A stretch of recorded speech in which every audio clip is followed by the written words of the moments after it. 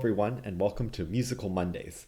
I'm very excited because last week the Eugene Symphony released for live streaming a performance of Vivaldi's Four Seasons violin concertos. These are some of the most famous works for violin and orchestra that we have in the repertoire, and it was a performance that was one of my favorites that I've ever been a part of. So you can all still see it until June 9th. It's available at eugenesymphony.org/watch.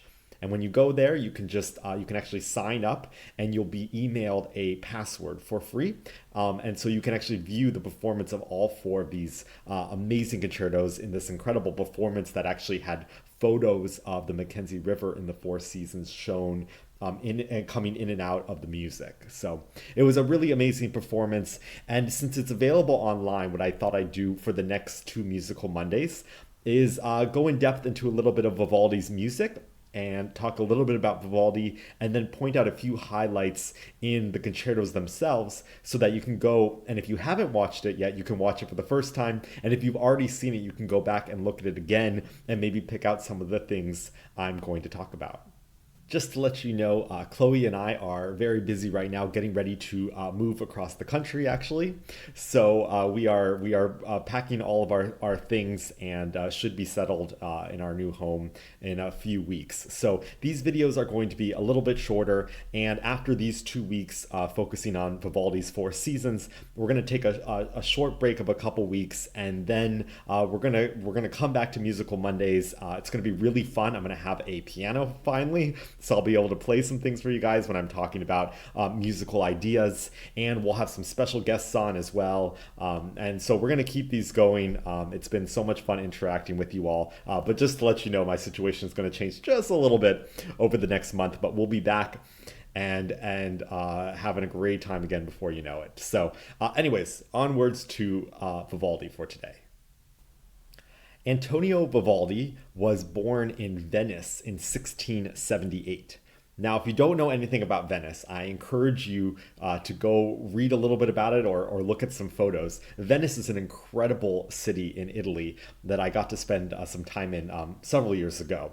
But this city is built on a bunch of little tiny islands, and so there's no roads in the city, and the only way to get around is by boat on these canals, on all these waterways that connect all the buildings in the city together. So it's an incredible place, a very historic place. And a lot of the places that Vivaldi would have lived and taught and walked, like all those places are still there. So Venice is an incredible place, and that's where our story with Vivaldi starts, because he spent pretty much his entire life living there. Now, Vivaldi was a very talented young musician, an exceptional violinist, and played a lot of different instruments. However, actually, in his early 20s, he decided to study to become a priest, a Catholic priest.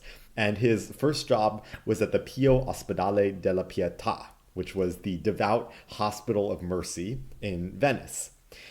He only actually ended up being a priest for about 1 year. There's a couple things. One of the things was actually he was quite ill and fragile his whole life, which makes it even more amazing, all of the amazing music he was able to write over his lifetime. But apparently also, instead of giving the mass every Sunday, sometimes he would be composing and doing musical things instead. So ultimately he decided being a priest wasn't for him, but he stayed at this devout hospital of Mercy, which was actually an orphanage for girls who didn't have a home. And so he started to teach music there instead. And throughout his whole life, I mean, for the next 30 years, it was incredible. All of these compositions he wrote were for his students. And he taught them and he wrote for them. And over time, actually, this place became a very famous kind of like musical area where people came to study. And the girls from this orphanage began to tour because they were so talented. They were playing so much great music that they were taking Vivaldi's music all throughout Europe. And Vivaldi became very famous, and so did this orphanage. So it's an amazing story. A composer of his caliber But he no matter how famous he got, he remained really passionate about teaching these young children how to play their instruments and then writing this incredible music for them. And that's also why Vivaldi has so many amazing concertos, because he wanted to write things to show off some of his special players. And so that's why he would have a concerto for, four violins and two oboes and, oboe and bassoon and a piccolo. And, he has all these different concertos to show off different instruments depending on the different students that he had. So it's an incredible story from a composer like this, and his music is just so full of life, like these Four Seasons violin concertos we're going to be looking at. Now, Vivaldi's Four Seasons are some of the most unique works in all of our repertoire because they are so descriptive and they tell such amazing stories about the different seasons. So he wrote one concerto for each season, and each concerto had three movements within it, so three little stories from each season. Today, we're going to take a real in-depth look at the first movement of Spring and the story that Vivaldi tells.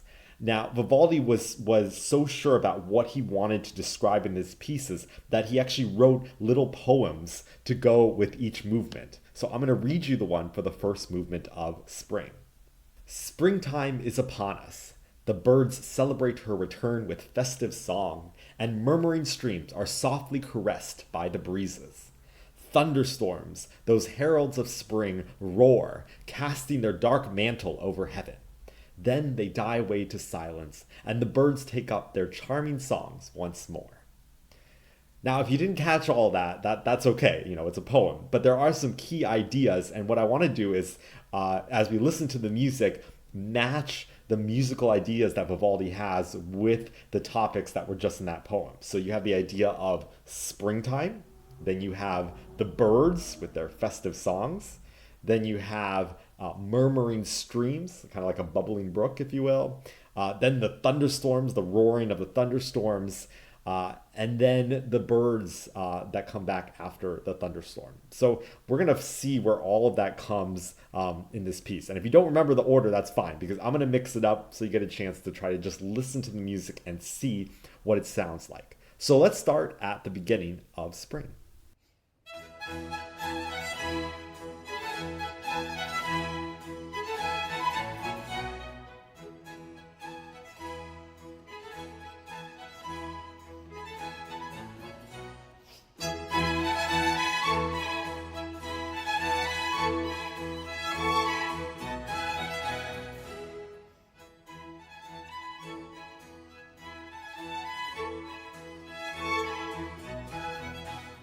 So thoughts on that? Well, I think generally happy spring, right? The happy springtime. Okay, let's move on to this next little bit.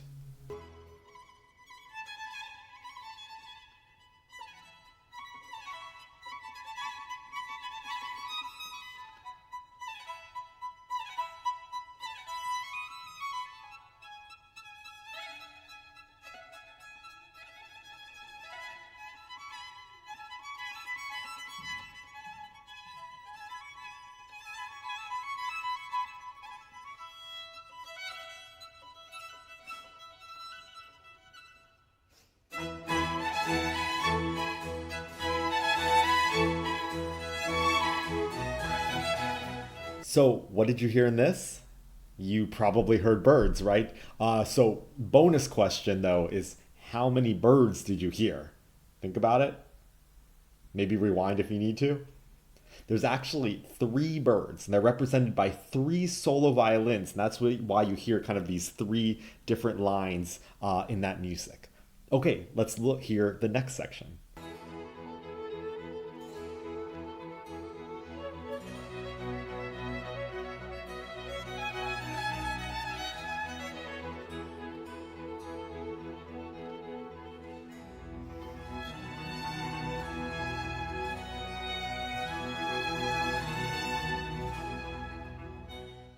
What do you think? Can you hear the murmuring stream? It's almost just like kind of like flowing water. That was the idea that Vivaldi was trying to get in this music. Okay, on to the next section.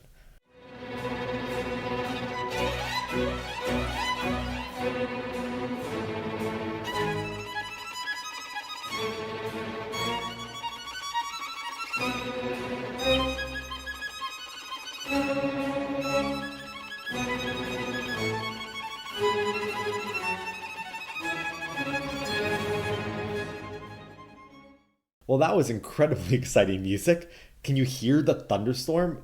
You can hear the thunderstorm and even perhaps the lightning and how fast the violin parts are. Those running, it's almost like lightning happening, and then you hear the roar of the thunder. It's really incredible music, and I love how Vivaldi creates the idea of a thunderstorm in this music. Okay, on to another section.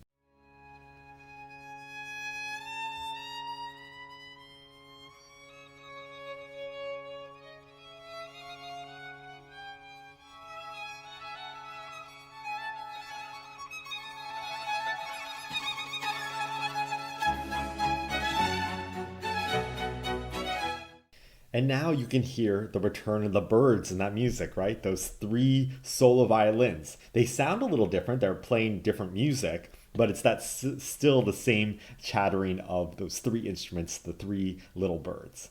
So now I think you have the tools for what Vivaldi uses in Spring in this first movement. So I encourage you to go and look at the Eugene Symphony performance, the performance that I did with those musicians.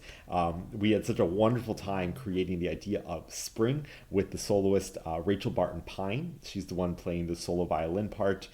So go ahead and check it out. Once again, it's eugenesymphony.org/watch. Thanks for joining me, everyone. And next week, we're going to look at the idea of the concerto, right? These are called the Four Seasons concertos. And we're going to look at what is a concerto, because Vivaldi was, one of the very first composers to start writing concertos. And so his music sort of defines what the concerto is and what it eventually became. So we're going to look at how Vivaldi developed the idea, why he did, and how he tells stories through a concerto. See you next week.